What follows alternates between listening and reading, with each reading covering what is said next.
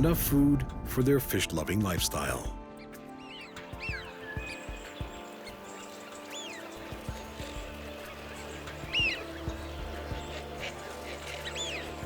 With the longest beak of any bird in the world and a wingspan that can reach 2.5 meters, these are very unusual looking birds, and some of them have a very unusual habit. They migrate, but not over oceans. Some migrate inland.